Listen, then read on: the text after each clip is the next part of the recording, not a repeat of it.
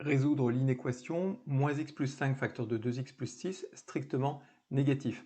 Donc il s'agit de savoir pour quelle valeur de x ce produit est strictement négatif. Or, le signe d'un produit, tu le sais, dépend du signe des deux facteurs. Lorsqu'un facteur est positif alors que l'autre est négatif, eh bien le produit est négatif. Plus par moins donne moins. Moins par moins, par contre, donne plus.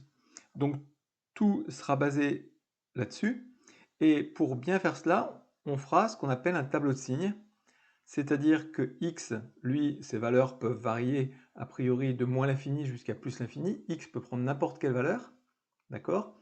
Et en fonction de ces valeurs, tu étudieras d'une part le signe du premier facteur, c'est-à-dire moins x plus 5, qui peut être positif, négatif ou bien nul. Et de la même manière, le signe du second facteur, 2x plus 6, qui peut être également positif, négatif ou nul. Ce qui est très important, c'est de trouver la valeur pour laquelle moins x plus 5 vaut 0, et de la même manière, la valeur pour laquelle 2x plus 6 vaut 0. Il y a une valeur de x pour laquelle moins x plus 5 égale 0, et de la même manière, une valeur pour laquelle 2x plus 6 égale 0. Donc ça te fait résoudre une toute petite équation dans chacun des cas. Ce qui te donnera deux valeurs importantes que tu mettras dans ton tableau ici. Voilà, la première valeur, admettons petit a, et la deuxième petit b. Bien sûr, à toi de voir ici ce qu'elles sont. Hein. La valeur pour laquelle moins x plus 5 égale 0, c'est pas difficile. Et même chose pour l'autre. Ensuite, à partir de cela, tu diviseras en compartiments ton tableau et tu mettras des plus et des moins là où il faut. Et la dernière ligne de notre tableau sera consacrée au signe du produit, moins x plus 5 fois 2x plus 6. Évidemment, si par exemple là tu as du plus et là tu as du moins, hein, là je mets un peu au hasard, eh bien le produit plus par moins fera moins et dans ce cas-là, tu aurais un signe négatif. D'accord? Il est important aussi de mettre les valeurs pour lesquelles nos nombres, nos expressions donnent 0. Donc pour la valeur a, par exemple, c'est moins x plus 5 qui vaut 0. Et pour la valeur b, c'est 2x plus 6. Donc je te laisse faire un tableau correct pour représenter le signe de moins x plus 5 fois 2x plus 6.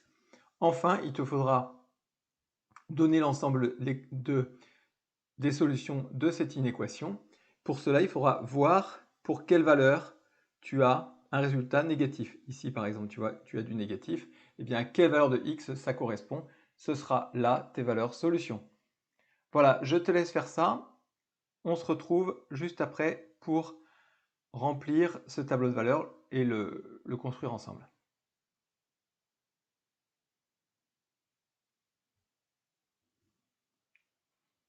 Alors, dans la rédaction, je commence par dire qu'on étudiera le signe du produit en étudiant celui de chacun des facteurs. Pour cela, on fera un tableau de signes. Alors, avant de faire le tableau de signes, je regarde, comme je le disais, pour quelle valeur de x, moins x plus 5 égale 0, et pour quelle valeur de x, 2x plus 6 égale 0. Pas très compliqué. Moins x plus 5 égale 0, ça revient à dire moins x égale moins 5, ou x égale 5. Pour l'autre que j'ai mise à droite, l'autre équation 2x plus 6 égale 0 lorsque 2x égale moins 6, c'est-à-dire lorsque x égale moins 6 divisé par 2, donc moins 3. Voilà les deux valeurs importantes pour x dans ce tableau. 5 est la valeur pour laquelle moins x plus 5 égale 0. Moins 3 est la valeur pour laquelle 2x plus 6 égale 0. Ce qui se vérifie, il suffit de remplacer x par 5 dans moins x plus 5, ça fait moins 5 plus 5, ça fait bien 0. On peut faire la même chose dans l'autre, on ne s'est pas trompé. Ensuite, le fameux tableau. Eh bien, il a ce genre d'allure, donc x peut varier entre moins l'infini et plus l'infini. Les deux valeurs importantes à mettre dans le bon ordre sont moins 3 puis 5. Je divise mon tableau en compartiments. Pour x égale 5, moins x plus 5 fait 0, donc je l'écris. À la ligne de moins x plus 5, je mets 0 quand x a la valeur 5. Et quand x a la valeur moins 3, c'est le facteur 2x plus 6 qui vaut 0. Ensuite, tu le sais, normalement, tu as dû voir ça précédemment, durant l'année scolaire, ce sont de simples fonctions affines. Moins x plus 5 prise toute seule, c'est une fonction affine. Et une fonction affine, eh bien, elle passe par 0 une seule fois.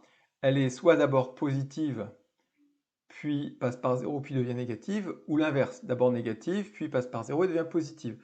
Il suffit de regarder le coefficient directeur ici. Le coefficient directeur, c'est le facteur de x, c'est moins 1, ici précisément, moins 1 fois x.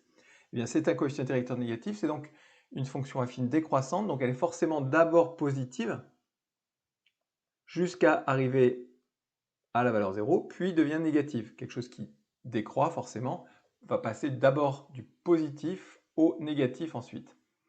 A l'inverse, 2x plus 6 a un coefficient directeur positif, donc va être d'abord négatif jusqu'à ce que x vale moins 3, puis va devenir positif ensuite puisque ça continuera à augmenter.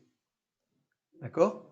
Quant au produit des deux, eh bien plus par moins fait moins, plus par plus fait plus, et moins par plus fait moins. N'oublions pas que 0 fois quelque chose donne 0, et 0 fois quelque chose ici donne aussi 0. On constate donc que notre produit est négatif lorsque x appartient à moins l'infini moins 3, union 5 plus l'infini. On le voit bien ici, que ici, j'ai un résultat négatif, ça correspond à x entre moins l'infini et moins 3. Et ici, j'ai un résultat négatif également, ça correspond à x compris entre 5 et plus l'infini. Donc lorsque x est dans l'une de ces deux zones, eh bien, le résultat du produit est strictement négatif, d'où l'ensemble solution S égale moins l'infini moins 3, union 5 plus l'infini.